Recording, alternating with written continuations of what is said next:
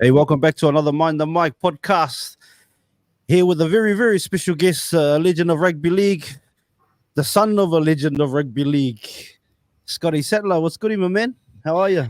Yeah, I'm good. I'm great. Good to be here, actually. Yeah, it's we sort of touched base a few weeks ago, and I was looking forward to it. So yeah, can't wait to have a chat about. Well, there's plenty to chat about when you talk rugby league.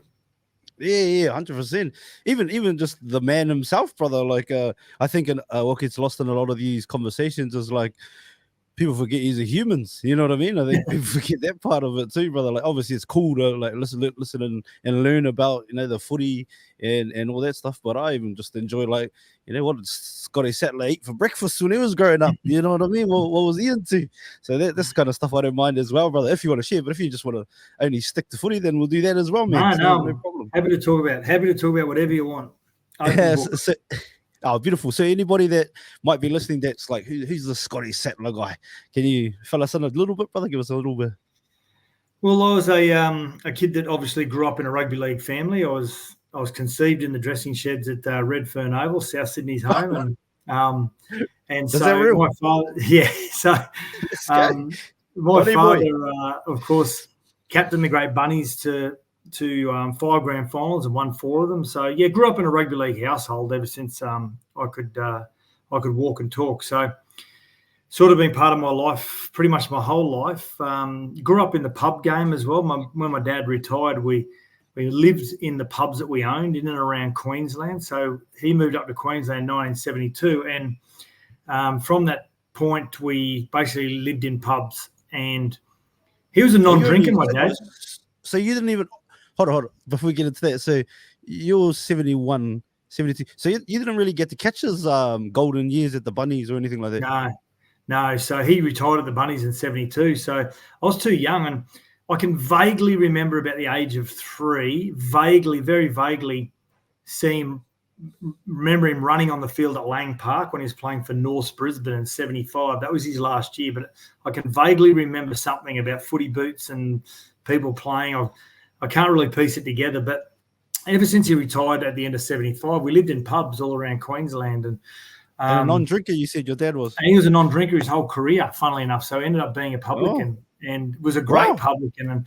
And so, watching him, the way that he was with people and fans and was really an eye-opener to my sister and I, the way that he treated fans and patrons that came into his pub. So we had a really good upbringing in relation to how to communicate with. He used to always use this great saying, the bricklayer or the barrister. You've got to be able to go to the public bar and talk to the bricklayer, and then go up to the private bar and talk to the barrister at any given time. And so growing up in pubs is a great life. Now, I didn't start playing rugby league till I was about 12 or 13 because, funnily enough, my dad thought the game was too rough. So, sorry, brother, just like the way your old man played the game, that sounds crazy to me. Yeah, it's quite hypocritical. So it wasn't until about 12 or 13 I started playing the game and played junior rugby league for Runaway Bay on the Gold Coast, and then in my last year of school, I went to a high school in the Gold Coast here just for 1 year, my last year, and we had a really good rugby league team. We went through and won everything in the state. We were the state champions in Queensland. We nearly got down to Sydney. We just finished one game short of getting down to Sydney for what was called the Commonwealth Bank Cup back then. Now I think it's Arrive Alive or GI Cup. Oh, okay. Yeah.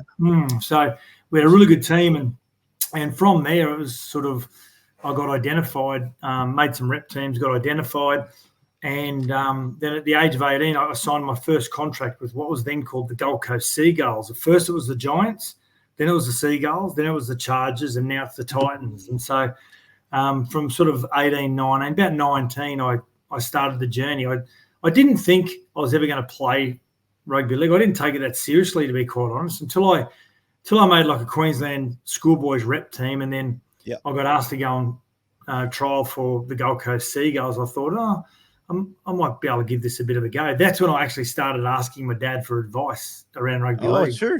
Wow. It's interesting you talk about your dad and how obviously didn't drink, but owned pubs and stuff, like worked in pubs and that. It's crazy. And then also thought the sport was too violent for his son.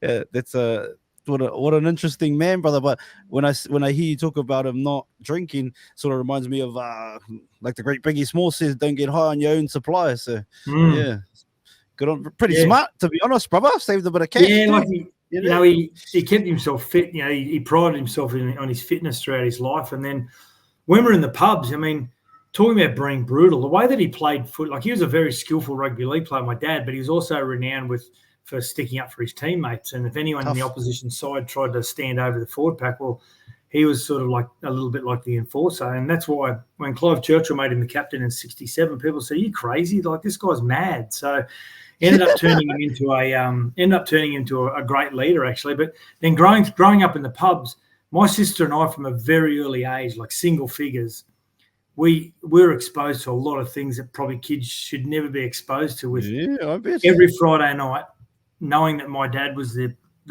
licensee of the pub, there was always someone that would turn up on a Friday night at 6 or 7 o'clock wanting to have a shot at the title. So, my sister and I, every Friday night for 15 or 16 years, used to just watch our father time and time again just knock every person out the door that used to come on a Friday night. So it was, I've got to say, it was a great upbringing, great childhood. Yeah, we learned a lot, actually. Do you think that's why you, like, because you eventually were you for lack of a better term, a screw for a little bit?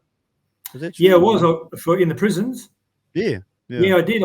Before the game went full time, actually, I was at the South Queensland Crushers the first 2 years that they were in the comp, 95, 96. And then I went back down to the Gold Coast Chargers in 97. And in those 3 years, it was before the game sort of went full time. You still had to work and train as well. And so, for that sort of 2.5, 3 years, I was working in for corrective services and family services. I sort of went in there first just to play touch with them. And then I actually loved it. Oh, true. Because I joined the Coppers when I was 18, when I left school. Okay, that's right. I got my first contract, and they said, you got to either go to the academy or I'll play footy. And I said, all right, I'll play footy, and then I'll just join the Coppers whenever that finishes. So I just thought, let's do something that's close enough to it. So hence I got a job with the corrective services and family services, and I loved it that much. I loved working on the floors, and I took a real different approach, actually, with a lot of the inmates. I introduced a boxing program and got them involved in boxing. It was only used as I suppose a reward to people who wanted to, based on good behaviour inside, and still stayed in contact with some of the inmates upon release and followed up on them as well. And it was a really good job. It was a real eye-opening job, actually. It was but I've got to say, growing up in the pubs really prepared me for all the different personalities that you come across. 100%, brother. Because were you also like, you have your own security business or something like that when you got like later on as well? Or do you so upon retirement, still doing it now. So I've myself and my business partner, we've got an investigation firm. So we work on behalf of like civil and criminal lawyers who have got clients and they need investigators to go and look at their case and try and I suppose build evidence to assist their case in court. So we've been doing that for a number of years now, post career, and every day is different. Every day is different.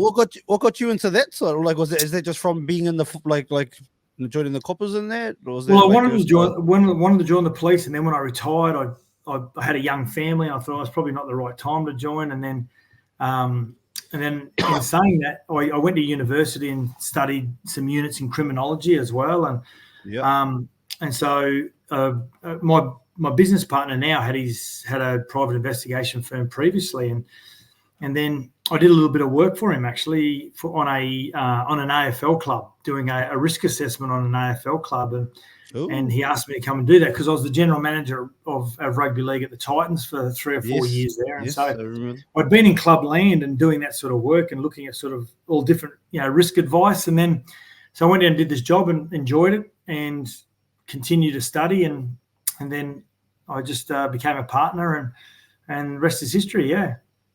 No, cool, brother. That's what made you want to join the Coppers as an 18-year-old? Was there? Did you have someone in the Coppers that made you think, oh yeah, I want to be like them, or what was the reason? I had my favourite player growing up was Mal Meninga. That's right. I became interested in the police because of Mal Meninga when I was only sort of like 10 or 11. And then when I was about 15, I had a really good family friend who was a detective in the police, very young detective. He was only probably 4 or 5 years older than me at the time. And so you wouldn't be able to do it in these days, but some Friday nights he used to take me on his run in his detective car. True, yeah, you wouldn't be able to do it today, but sitting in the back of a detective's car with a guy that's just been, the cuffs on, for some armed robber or whatever it was. But so that's what sort of spiked my interest, and then never got around to do it. Actually, people always say I never regret anything in life, never should regret it, but I regret never joining the Coppers. Yeah. Oh, true. Wow. So speaking on that, Mal Meninga, did you ever have any experiences with Mal at all? Like, so when I was 9 years of age, my dad used to take me to go and watch. South Sydney have always been my favourite team. And then South Magpies, which are in the Brisbane comp. Oh, who Mel played for. Wayne Bennett coached, and so they were my favourite team in the Brisbane comp. So most Sundays, Dad would take me to watch South Brisbane play, and Mel was my favourite player. So I was in the dressing sheds one day. I was 9 years of age, and Mel was taking some tape off his ankles, and he rolled up in a ball and he threw it at me, and I picked it up and I kept it next to my bed until I was 17. That roll of tape. Holy damn! And then wow!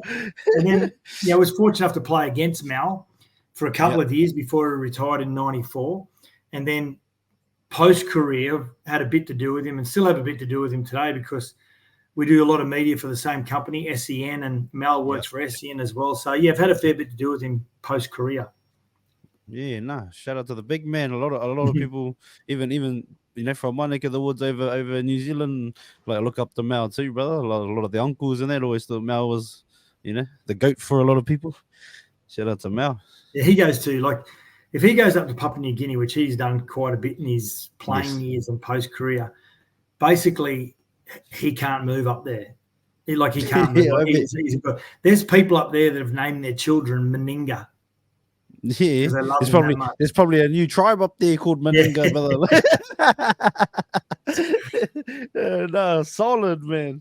Shout out to Mal. Have you been to PNG at all? Like, obviously, I have. I've gone over and played in a couple of. I've gone over and played in a couple of, like, the old retirees. They put a team together, and we went over and played this. We went over and played this sort of ex-Kummels players. We played against like an Australian ex-players, and there was guys like there was Cliffy Lyons and Beaver Menzies and Petro Sivanasiva, Shane Webke. There's all these players playing in this side, and we went over there for 5 days.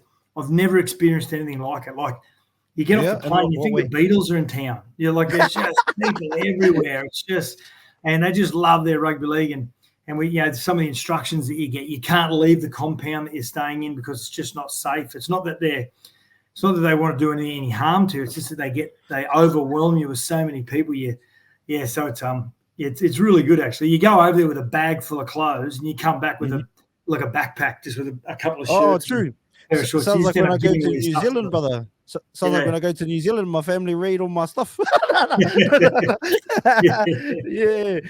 Cool, man. That's awesome. Obviously, the only country where rugby league's a national sport is Papua New Guinea. A lot of people don't know, but that's crazy. What do you think about the potential of them getting a team, or that's based in Cairns? Do you think it's even possible for you to call it a PNG team if it's not based there, really? Or there's a part of me at one stage that I thought it would work. But then when I think about it, I think, well, if you base it in Cairns, the NRL are really, I was part of a 17th NRL bid team, the Brisbane Jets, which is the Western Corridor out towards Ipswich and Toowoomba. And I know that the NRL are really conscious about taking supporters away from current teams. And so putting a team in like Western Corridor territory. Well, no, it was Broncos territory. Yeah, I'm talking about Cairns. Yeah, Cairns would be classed as Cowboy territory. So many people drive the 4 hours south to go to Townsville games. So I think they'd be very conscious about that. You couldn't really put a team in Papua New Guinea because you'd have families living out of compounds. It's not ideal, but I do feel as though that the team in the Queensland Cup is the best step forward at the moment. But I really do believe the NRL have got this opportunity to build a rugby league centre of excellence up there. That is a good start, eh? And by doing that, and just not just rugby league players, men and women, bringing the best athletes and trying to train them to be rugby league players. I think more so for the women's game, they're actually a little bit more adaptable. They're not so technical at the moment. They've got people that can sort of play a number of sports, and the women can come in and play rugby league. So I think if you build an NRL centre of excellence up there in Moresby, I think that's the best step forward probably the next 10 years. Yeah, no, that's a good. At least it gives them a pathway or a direction to go in. Hopefully they do. What about obviously I'm a WA boy. Well, I live here anyway. I've lived here for a while. What do you think about Perth getting a team in the next few years, 5 years, whatever? I still think the Western Corridor out towards Toowoomba is the best place because the AFL is killing rugby league. Is going to be killing rugby league out in the Western Corridor. If that's not going to happen, I think it's inevitable that whether they relocate a team there or they rebirth the Bears and call them the Western Bears, the North Sydney Bears, or I really like the WA Pirates. I love the name the Pirates. Yeah. So I think from a broadcasting point of view, it makes sense. Yeah, broadcasting. You can have all these. It just slots beautifully. It's as you would know, it's such a huge trip from the East Coast to the West Coast. So scheduling is going to have to be really, really important. So if you play over in WA, you probably have to have the bye the following week. So I think what's close to my heart is that Western Corridor. But if it's not going to be there, I think it's got to be WA. I don't think we should put another team in New Zealand. I think the Warriors, because they haven't won a comp yet. Up the Wilds, baby! How much has that taken off? It's unbelievable. I think they deserve the space. I think they deserve the space to themselves at the moment. And let's make the Warriors great first. Holy Rick. You know what I mean? Like, let's not rush. Like, I seen, I don't know, did you see the bid that they're putting together in Christchurch, the South Island Cares or whatever? To be honest, I don't care. No. I'm just like, bro, like, the Warriors have been so, I get it. Like, they try to, let's try and keep a lot of, because, how much Kiwi talent is throughout the NRL and all different teams right now. So they're like, we could get, keep the James Fisher Harrises and all of these Joey Manu's in New Zealand. But hey, it is what it is, cuz, like, let's get the Warriors when I was doing the Gold Coast Titans bid, I retired in 2004, and then in 2005 I started working. I remember. 2005, you could have got your Premiership cuz, another one. I know. What if sliding door moments, and we're putting together that Gold Coast bid, and one of the other bidders was the Wellington Orcas, was the other team trying to get into the competition back then. That was way back in like 2005. So, there's always been a part of me that says, and my wife's from the South Island. She's from Oamaru, just above Dunedin. And so I've always thought, it'd be good to see how it would go in the South Island. Would Christchurch embrace it, or would you go all the way down south to that Forsyth Bar Stadium in Dunedin, where it's a big university and college sort of town? It would go off there, either one. But like, they'll get behind it. I reckon they would get behind it for sure. For me, though, it's just like the Warriors just getting a footing. Like, let's see how that goes first. But yeah, so you reckon WA before, if not the Western Corridor, WA? Well, I know obviously the focus is on PNG because it's far greater than the game. It's politics are involved. Yeah. And unfortunately, but I think the most sensible decision would be WA from a broadcast. And as we know, broadcasting just it runs the game in which direction it takes. So with the new broadcasting rights coming up in a few years, well, it makes sense if they went to the WA, it would mean a lot more money when it comes to the NRL broadcasting deal. Speaking of broadcasting and money, what's your thoughts on the whole Vegas thing? At first, I wasn't quite sure about it because I'm a real traditionalist. I sort of want to try and keep the game in the rugby league heartland. As I got closer, I sort of thought, actually, this isn't bad actually, because as a rugby league lover, I just feel as though any chance you can get to put the game into the bright lights of whatever state, whatever city, whatever country, we need to take advantage of it. Now, I know a lot of the Yanks didn't watch it. I get it, but it was on all the news feeds and reels over there. It was spiking interest, but they weren't quite sure about it. So if we keep going back there, and I think the real test will be about year 4 of the 5-year deal. The year 4 will be the real test. Like I go, year 1, how good's this? Everyone sat back and thought, yeah, is this going to work? Everyone was so excited. Year 2, I think we'll see a massive influx in numbers. Yeah. Year 3, probably the same. Year 4, have they got to try and do something different? I'm not quite sure, but I think year 4 is going to be the big tester, I think. Yeah, no, 100%. And like they say, Rome wasn't built in a day, brother. And you're going over to a nation that loves their sports and loves their sports. Yeah. So it's going to take a minute to, sink in. And one game or one event's not going to do it for sure. I mean, they're all about big events over there, and they come and go just as quick. You know what I mean? So I'm with you. I think I think Peter V'landys and whoever has all put this together, I think they're smart trying to do it over a long period of time, and because it's not going to be overnight, brother. But I like that. Other teams are going to get a shot. Potentially, my Warriors get to go, and then that'll be me, brother, for sure. Can you imagine if the Warriors played? I mean, the amount of American Samoans that are living in America, like it would just be, it would be huge, massive.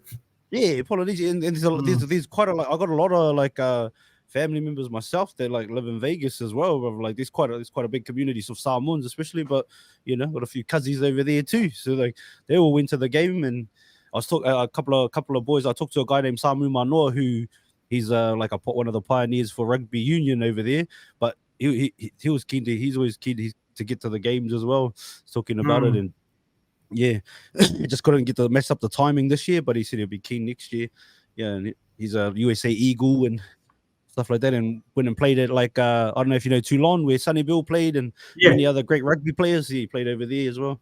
Samu, but. There's a guy by the name of David New, who's been over there since 1996, I reckon it would be. Yeah. When he finished playing with the Dragons, he went over there, and he has been just a massive advocate for trying to get rugby league over there. And it nearly kicked off. They nearly had a Super League made up of about 10 teams. Like there was a Miami team, a New York team, a Chicago team, Philadelphia, I think there was. And he had a 10-team, and it was about to kick off. And was that COVID? Financial backing, and then the financial crisis hit in like 2009, 2010. Yeah, and it stopped. It ceased everything, and so it never got off the ground. He's still over there flying the flag for rugby league, and I hope that if they go over there in a greater capacity, he's heavily involved because he understands the landscape better than anyone. Yeah, David New, eh? Shout out to David New, man. What a guy. It's still pretty keen to get the game pumping over there. Well, and another thing, I know it's the other sport, the other code, but it's still getting rugby, a rugby in the lips of Americans. Like the Rugby World Cup's going to be there, not this one, but the next one. Obviously, the next one's in Australia. So, like, all of that kind of stuff. And, like, Americans don't really know the difference. So, I know. Yeah, they work as we know, they work in acronyms over there. Yeah, NFL. MLB, NBA. So we probably need to keep saying, one of the guys I work with at radio, Joel Kane, he made a really good point. He said, we probably shouldn't be calling it rugby league. We should just be saying NRL because they're so used to using acronyms over there. He's on, Kane? Hey, shout out to Joel Kane. Keeps making me spend my money on sports bet too, the bugger. No, gamble responsibly, guys. But it's my man. No, awesome, brother. Oh, thank you for your thoughts on that whole situation because I just find it interesting. It'll be cool to see. And year 4 from Scotty Sattler, that'll be the key. But can we go back a little bit to, obviously, you started your career, but you spoke about your dad, and you said a cool name there, Clive Churchill, brother. Did he ever tell you much about him? Or was Yeah, my dad, some of the great images I have of my dad, obviously he passed away just over a year ago, and there's some of the great images I have of when he finishes a grand final, or I've got some great photos of both he and Clive, and whenever he was coming off the field, Clive would always go to dad and always wrap his arms around. They had this real sort of father-son relationship, and so Clive took a huge risk on making him captain in 1967, and it ended up being a masterstroke. And then they had this really close relationship. And whenever Clive passed away many, many years ago, and I never really got to know him because I was too young. Okay.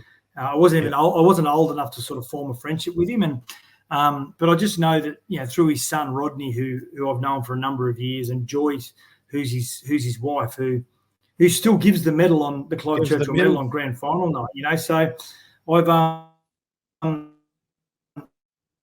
I've always spoken to them about Dad, and the only thing they always said was that how put his mouth guard on, and he would turn into the devil, but then he would walk off the field and he'd help an old lady across the road after the game. He's like a choir boy. So they spoke so highly just about his his values, and it was obvious how good of a rugby league player he was and how good of a leader he was. But he was just a wonderful guy off the field. He set a really good example for my wife and I, my sister and I. But Clive himself, Clive was a special little man.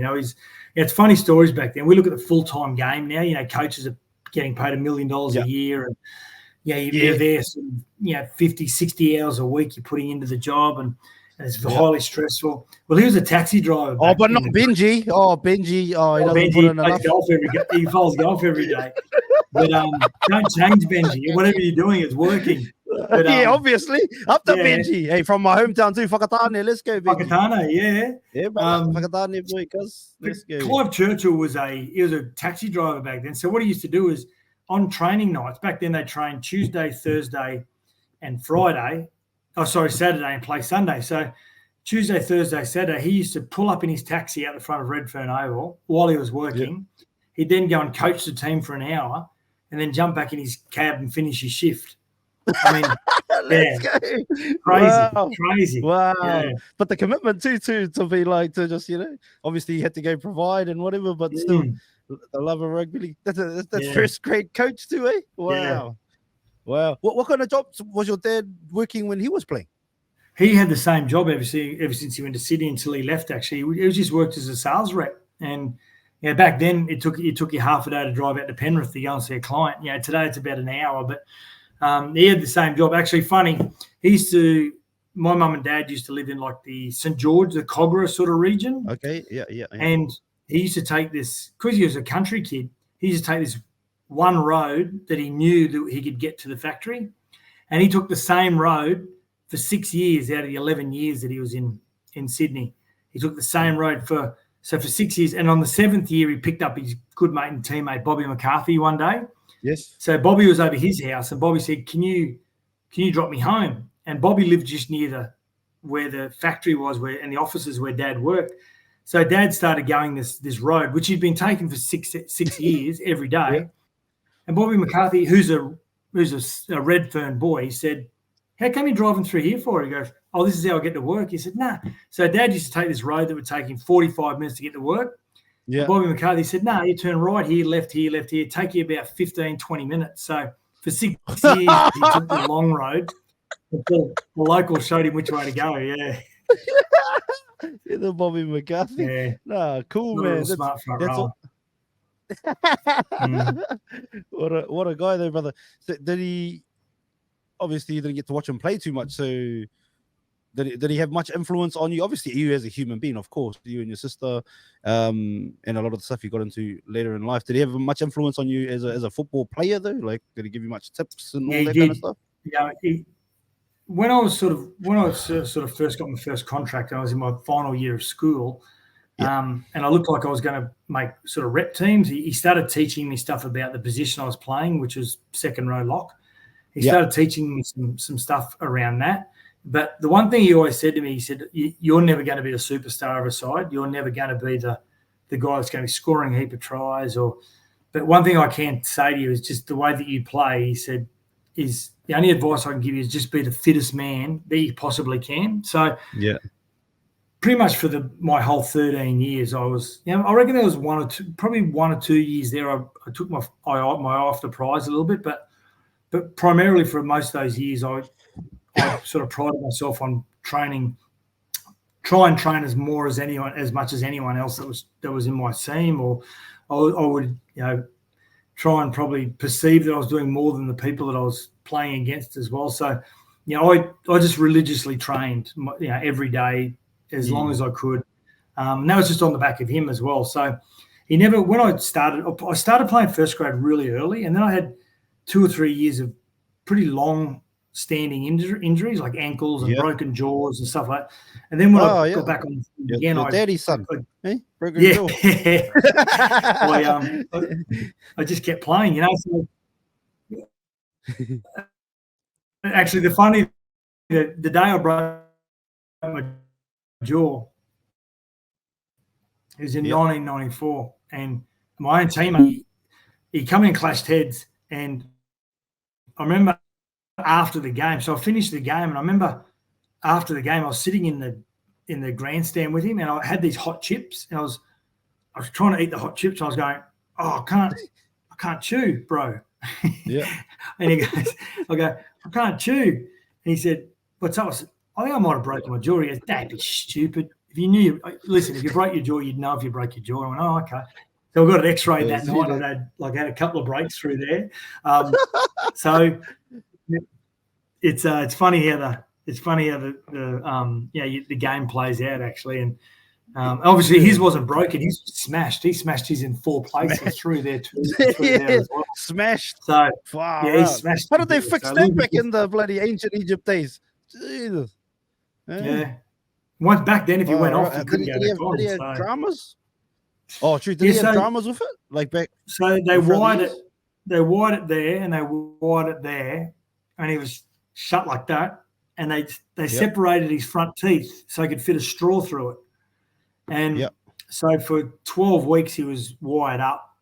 He's in hospital for about a week and a bit, and so Mum used to mulch up steak and veggies and a little bit of water, and used to drink it through the straw.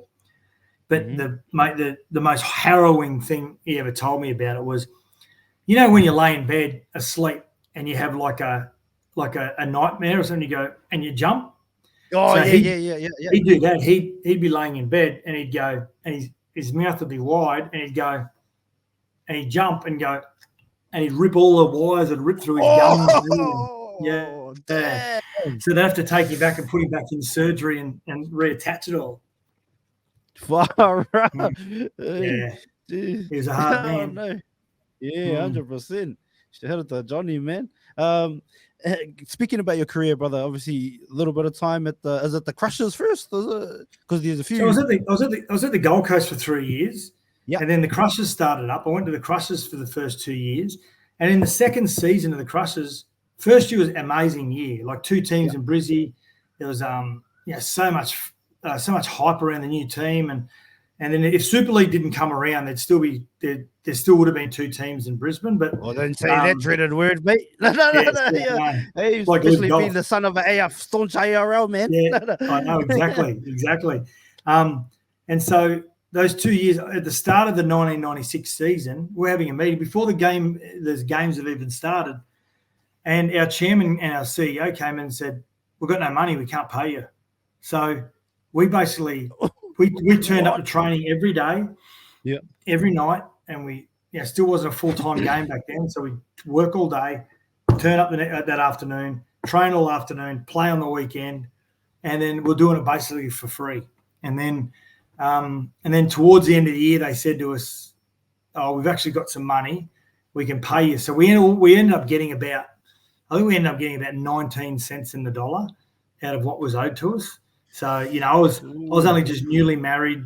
I was getting married that year, and I just bought my first property, and I think out of a $60,000 or $70,000 contract, I ended up getting something like $12,000 or $10,000 or something like that. It was hard. But I'll tell you what it did. When the Super League boys are getting these, all the Super League boys, they were flash. They were flying money everywhere, But I tell you what it did do. It made you appreciate the game again and why you played it.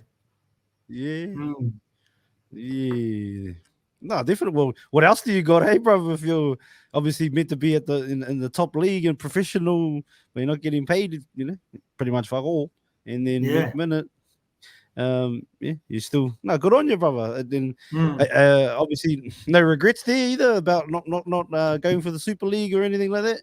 No, I had an offer from Super League, and because, like you were saying, my dad was he's a strong ARL. He's a good mate with John Quayle and Ken Arthurson, and so I signed with the ARL, and because I just thought that's the right thing to do. And when I told my dad, he goes, "Oh, how much did you get?" I said, "I got $30,000. I don't care. It's not about that anyway." And he goes, "How much did Super League offer you?" I said, "Oh, they offered me $50,000 to sign the check."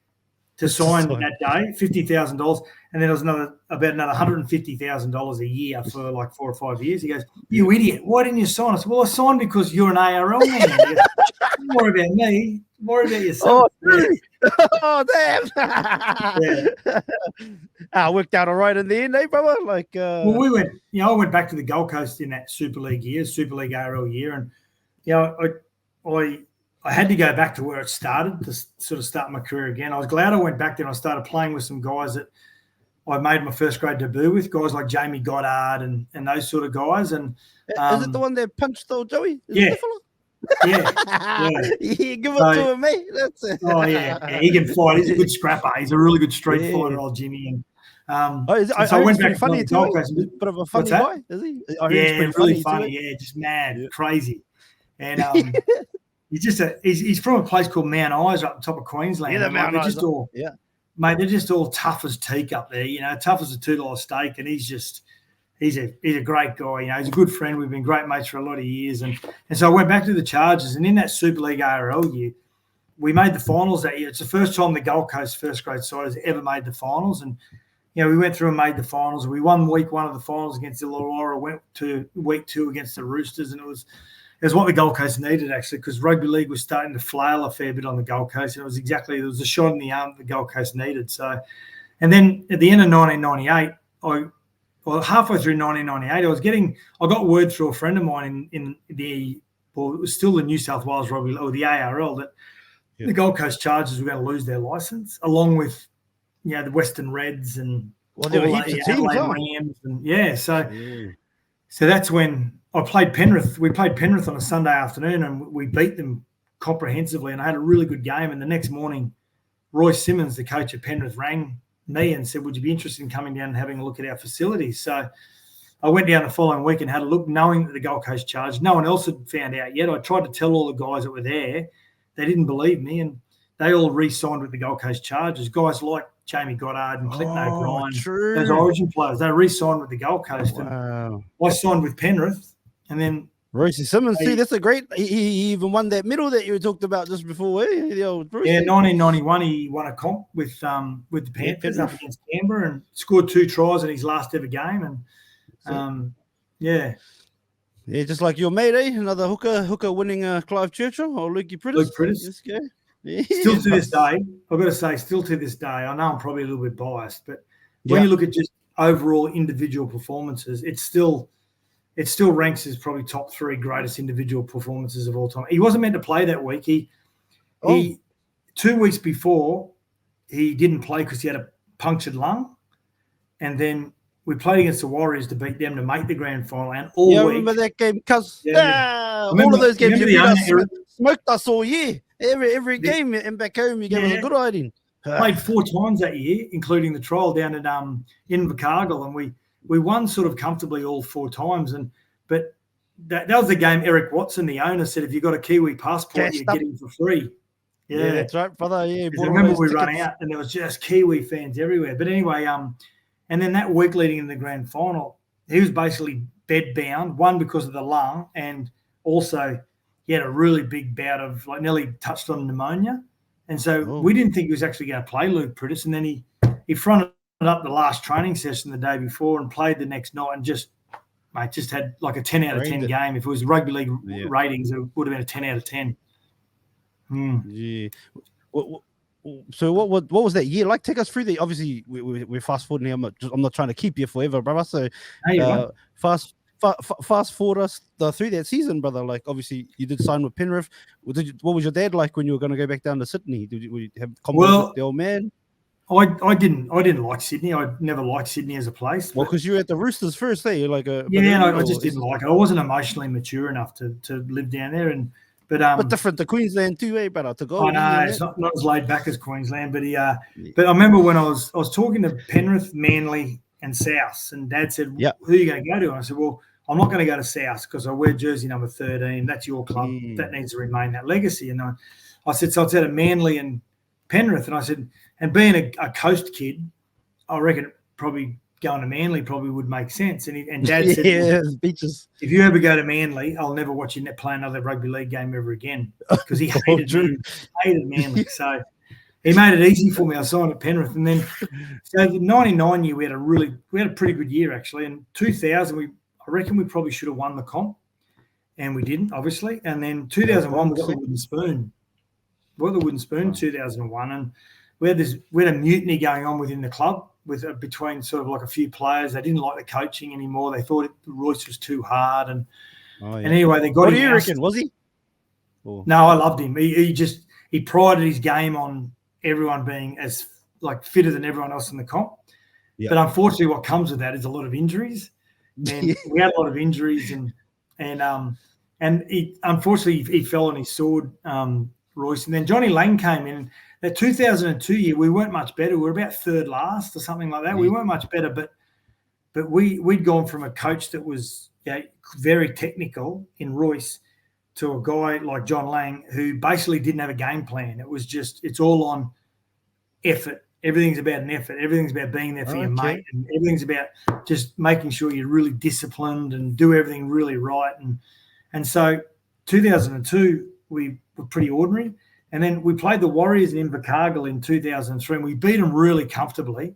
And then in the first 5 games, I think we'd only won 2 of the first 5 games, but then we went over 8 in a row run or something like that. Yeah, then we beat the Warriors again. We beat the Warriors in about round 7 or 8, 6 or 7, I think it was. We beat them over in New Zealand, beat them really comfortably again. I thought, I reckon we'll play finals this year. We could probably sneak into an 8th or a 7th. And I remember sitting on the bus with Craig Gower and Ryan Girdle. And I said, all these young guys are Luke Lewis and Luke Rooney and Shane Rodney and Ben Ross and Joel Clinton, all these young players, and Joe Nullivow and Tony Pulatura. I said, these guys are going to drag us old blokes through, And I said, I reckon we'll play finals this year. Anyway, we went on that 8 run, but we beat the Bulldogs on a Sunday afternoon at Penrith Stadium, at Penrith Park. And it was a really close game. It was a really tough grind out game. We ended up beating them by 4 points or 2 points. And I reckon they were these Bulldogs. They had an awesome fight. They had the most fearsome forward pack. And we beat them. And we beat them up pretty badly physically, actually. And I thought that was the first time, I reckon, it was halfway through the year. That was the first time I actually generally thought that we could definitely finish top 4. It wasn't until the last game of the season when we beat Parramatta and beat them by 50. We beat Parramatta to get the minor premiership. I thought, I don't think anyone's going to stop us now. And then when we knew we were going to play the Roosters in the grand final, we knew we had the Roosters. We got this. We got this. Penrith have always had the Roosters measure for some reason. I don't know why, but when we knew, even last week, brother, last week, no Cleary, no worries. Like I think we're paying like $2.90 or $3 or something to win the grand final. And really? And, wow. Yeah. And I remember Luke Rooney scored the last try. Yeah. And it goes back and it shows us in a circle, and Craig Gower's going like this while Preston Campbell's about to take the kick of goal. He's going like this, and the commentator Ray Warren says, and there you go, you see the skipper Craig Gower just ramming home to the team to ensure that they make sure that they don't let any tries in and don't give away this lead. But in actual fact, Gowie was saying, don't any of you players score any more tries, because a couple of my mates have got Luke Rooney for last try scorer.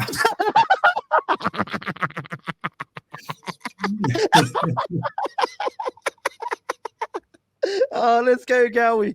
Hey, before we finished, obviously there was a cool tackle and stuff you did. You also played Origin that year, eh? Like your one game? Yeah, I did. When you're a Queenslander, there's only so many few people I can choose from, and I was unfortunate. I played in an era with like guys like Tony Carroll and Brad Thorne and Gordy Tallis and those sort of guys sort of held down those back row positions for a lot of years. Tony Carroll. I know, yeah. Go figure. But we so I was playing through that era there where and especially at the lock forward position, Tony Carroll had a real he had that jersey sort of wrapped up for a while, and anyway, I in 2003 I was standing outside my son's classroom about to pick him up from his first year at school, and I got a phone call from my best mate, Clinton O'Brien, and said, hey, mate, congratulations. I said, what for? He goes, Origin. I went, what are you talking about? He goes, you just got picked. I went, what are you talking about? He goes, you just got picked in the team. I went, no. And then all of a sudden my phone started blowing up and the QRL said, oh, we got you on a flight tomorrow to fly to Brisbane for the camp. And I went, well, what's going on? Like, I'm 31 years of age. This doesn't happen. Yeah. To go in there as a 31-year-old, playing one at the end of your career is like playing, 10 or 15 throughout your career. I was like a little kid. I was like a little kid in the candy shop. I followed guys like Lockie and Gordy Tallis. Even though I was older than them, I was following them around the Origin camp like I was a fan. Like, it was a great experience. Really, really good experience. Definitely one of the quickest games and the most physical games you'll ever play. Yeah. It's over. It's over before it begins, before you know. Joey made it over too that game, eh? Yeah, Joey was on fire that night. Yeah, 100%, bro. Oh, yeah, no, but obviously, what's one takeaway from Origin, if someone was to ask you, besides being the quickest game, what's something you took out of that camp, maybe watching somebody did you learn anything at all being in that environment? It was interesting watching how the players like Lockyer and Tallis and those sort of players, how they prepared. Yep. I was really strict on my preparation, really, really strict on my preparation. I used to try and do the same thing all the time, every week, and I never strayed away from it. And I watched guys like Lockie and Gordy, the way they prepared, and I was quite relaxed before games, and Gordy was too, until he put his mouth guard in and started walking out. That's when he flicked the switch and turned into an animal. But watching those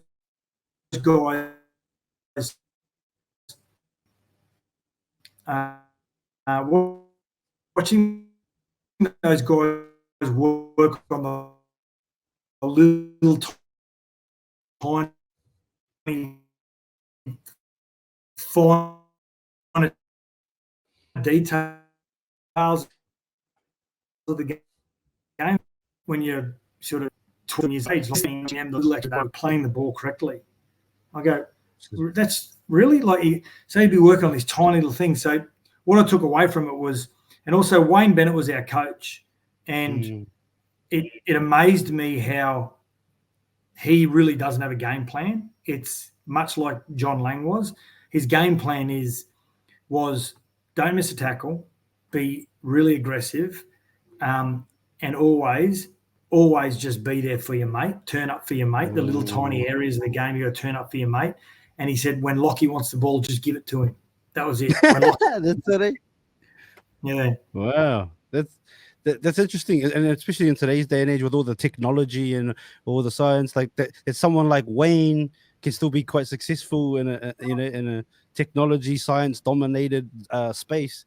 It's pretty interesting, mate. Yeah, it doesn't overcomplicate the game. He thinks if you've got everything right off the field in your life, it means you'll make the right decisions when it comes to the time on the field. So if you've got an erratic life, you'll play erratic rugby league. So he's got a pretty good philosophy about rugby league and life. He wrote a really good book called Don't Die with the Music in You. It's a tiny little book. It's only a small little book, and it's an amazing book on rugby league and life. It's an amazing read. It's called Don't Die with the Music in You. Yeah, by Wayne Bennett. Oh, there you go. And obviously he's not dying with the music in him because the Dolphins are sitting number one right now. Top of the table, the Dolphins, eh? Might not last, but it looks cool. Cool. Yeah. No, 100%. Going back to the Panthers, just for the grand final, brother. Obviously, thank you for that piece on Luke Rooney, last try scorer. But yourself, you played a pivotal role in that game final too, I believe, with the tackle on Skinny Burn. Tell us about that, brother. It's. I was always one of those guys that always just wanted to just be a really good teammate, a guy that, just your teammates just loved being around and enjoyed having them in your side. And I think the guys that I played with for an extended period of time would say that I was a guy that was always there for them on the field and off it as well. But that, I suppose that moment, it culminated actually in Johnny Lang. When he first came to the club, he had a meeting with me and he said, I want you to play the old-fashioned lock style. And I said, okay, well, what's your brand of old-fashioned lock? He said, act like another 5'8", ball player And if we need someone to have to throw down a kick because the halves are out of the game, I want you to throw down a kick. And okay, I said, I just want you to be a bit of everywhere. Okay, yeah, no worries. And he said, but in defence, if you're on one side of the field and if they're going to execute a kick on the opposite side of the field, I just want you to start heading in behind the line just in case something happens. He used to always say, just be there in case you need it. Just be there in case you need it. He always said that. And so from the very next training session at the end of 2001, leading into the 2002 season, so all the way through to my last game of 2003, I did that every training session, every game. As soon as a kick was going to be put on the opposite side of the field, I just started heading in behind just in case. And so my last ever game, Ryan Girdler gets the ball, puts a grubber in, ricochets off Luke Rickettson's feet, and Freddie picked it up and fired a beautiful pass to Toddy Byrne. Toddy just hit him straight on the chest. And because I'd already got a head start because of what Johnny Lang had told me to do for so long, I was sort of already halfway there. So it was just a matter of seeing whether he was going to step inside or take me on down the line. And so I gave him a little bit of space to see if he could take me on, and he took the bait. But then I remember Reece Wesser, our fullback. My nickname was Scooter, and so I could just remember him screaming at me in my ear, saying, "I've got your inside, Scooter. I've got your inside." And so when I actually tackled him and turned around, the funny thing was I couldn't hear anyone in the crowd. All I could hear was Reece Wesser's voice saying, "I've got your inside, Scooter. I've got your inside," in case he stepped in. When I actually turned around and looked, Reece was 40 metres away. If he stepped inside, there's no way in the world he was getting in. And Reece had wheels, but not that much wheels, eh? Mate, Reece, he bluffed me. That's what he did. He played his poker face. Yeah. Let's go, the Reece. It is a good lad to drink with too. Reece. Great guy. That's bro. And you obviously got him, brother. What's it like winning the grand final, lifting the trophy after all of that?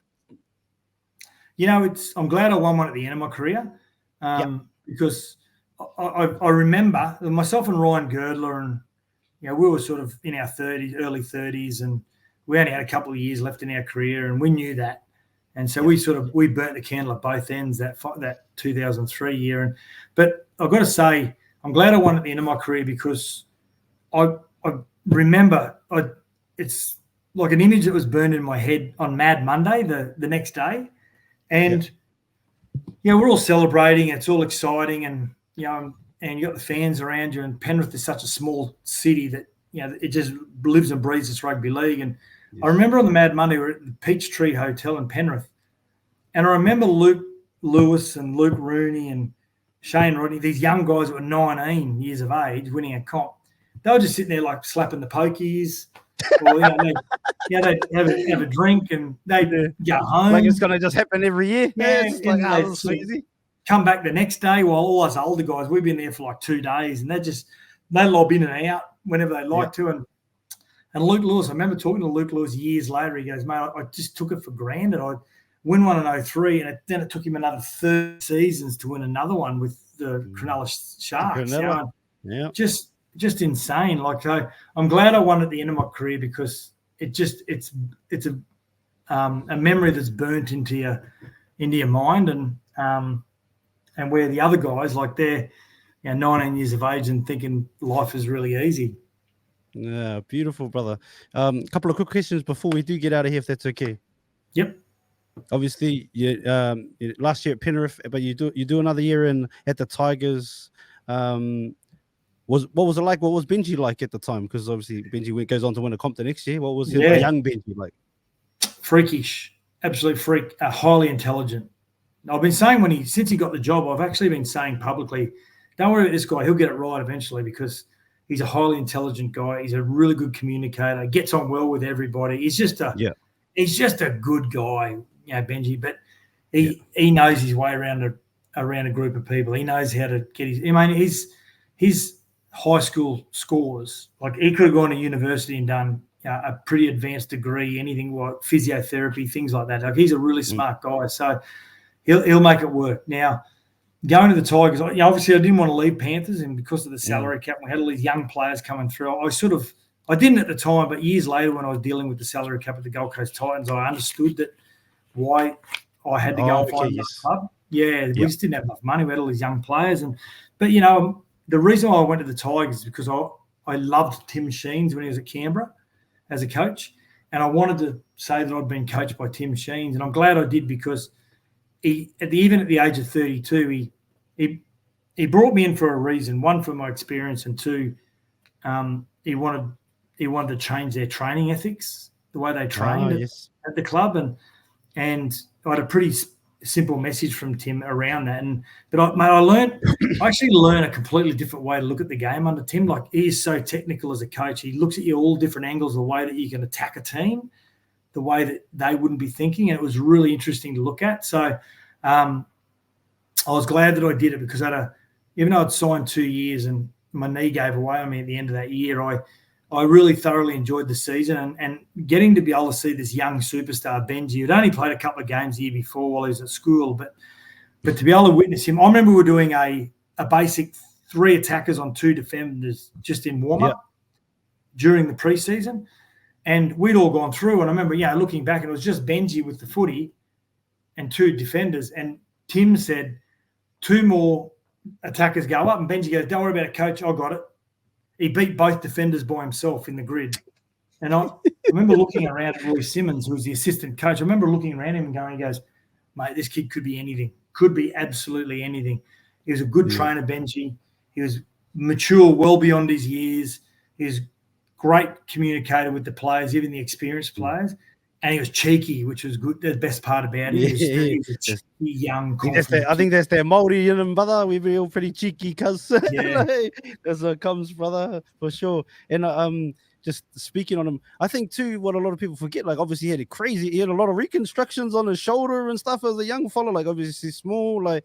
And when you look at a lot of these greats, like, the Joeys and even the Clearys, and a lot of people don't forget, like, Benji didn't always have the best pack in the game to lay a platform for him either, you know what I mean? Whereas a lot of these guys like Cleary, take Cleary out of the Panthers system, they're still flowing, into the best props in the game. I think, like, people forget about that as well. Like, these greats are great, but then a lot of them had a lot of good players in front of them to help them be great as well.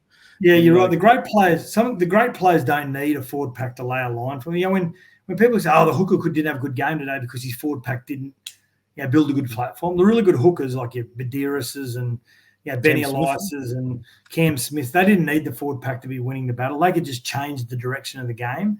Benji was the same. He didn't need his forward pack to dominate, because he'd just do whatever he had to do. He'd mesmerise and get you on the front foot. The best thing that Tim did in his first full season of first grade, even though he had a shoulder surgery that year, he played him in the centres, and he just said, I don't want you to be worrying about the team as an 18-year-old. Go in the centres, watch the game from a different angle, get the ball, do whatever you got to do, and just learn the game from being out there. Just observe the game from out there. And it was actually a really smart move from Tim to be able to do that. Yeah. So, but again, freak as a youngster could be anything if you wanted to, and you believe he'll go well in coaching in time. Awesome, brother. He'll be really good. He'll be a great Kiwi coach one day. He'll be an amazing Kiwi coach. Hopefully, brother. Hopefully, let's go the Kiwi coach. Hopefully, Uncle Stacey can get the job done now. Anyway, let's go that. Well, Madge has left him a good template to follow. Has he what, brother? Has he what? He's the boys. Record score on the old Kangaroos. Let's go. No. If you could only eat one meal for the rest of your life, one meal can't be like 3 meals put together. What do you choose and why? Pizza. It's my weakness. Pizza. Yeah. Weakness. Was it always even through your career? Yeah. Like, it was always my meal after a match. I'd just go and get a family size double pepperoni pizza and just devour it. Yeah, there we go. Pizza, guys. Double pepperoni. If you could have a superpower, choose one superpower out of all of them. Which one are you going for? Any superpower. I'm going invisible. Is that a superpower? Yeah, 100%. Yeah, 100%. I'm going invisible. It is, brother. Yeah. Invisible. There we go. Yeah. If you have to make a team, you have to start a team today, and you can only choose 3 players of all time. Who are you going? As far back as I can remember, or just the NRL? Yeah, bro, whatever. Oh, no, let's go. Yes, let's go NRL. Let's go NRL because people might not. Okay, 1998 onwards. Okay. If I can only have three players, I'm going Billy Slater's a walk-up. Yeah. Billy Slater's a walk-up. Joey is the other walk-up. Yep. And I'm going Petro Sivanasiva. No, I'm going Jared Warrior-Hargraves. Oh, yeah? Why Jared instead of Petro? It's a struck match, but I just think Jared's got a mean streak in him, but also he's super quick for a front rower. Yeah. Super quick. And, so I'm going Jared Warrior-Hargraves, Joey, and Billy. There you go. Oh, I like that, brother. If there's a 18-year-old out there that's like, on the cusp of making it, and they ask you, Scotty, what's one piece of advice you have for me, mate? I would say I'd work on the basics, and be able to do them at top speed. But most of all, be highly disciplined with your training. Like, just have a great work ethic. You got to love to want to train. Like, no one loves to train, but you got to act like you love it. That's a Mike Tyson one. That one, I heard that one. You gotta do what you hate, but do it like you love it. Do it like you love it. So I'd be saying that. Work on the basics, do them at top speed, but most of all, just have great discipline in your training. You just got to love to want to train, and if you've got that, you'll get halfway there. Beautiful, brother. Last one. Who was the biggest pest or just the funniest bloke throughout your career? The biggest pest, Jamie Goddard. Just the greatest pest of all time. Like, so much so you'd end up sneaking out of any sort of licensed premises you're in, because if you said goodbye, he's liable to pour beer over you, or he's rip your shirt off you. So you got to sneak away. So Goddard's the biggest pest. And the funniest guy is Tony Pulatua. Hands down the funniest human being I've ever met. Oh, beautiful, my brother. Hey, thank you for this, brother. Time's the most valuable commodity we have as human beings, my brother. So thank you for sharing more time than I probably was deserved. But I appreciate it, brother. Thank you for giving me your time, man. And I hope it's not the last time I see you. Maybe next time I'm in Queensland, if you're free and I'm free, we catch up for a pizza. Double pepperoni. Love to. No, I really enjoyed it. And anytime you want to reach out, don't hesitate. All right, brother. Big blessings to you, my man. Much love.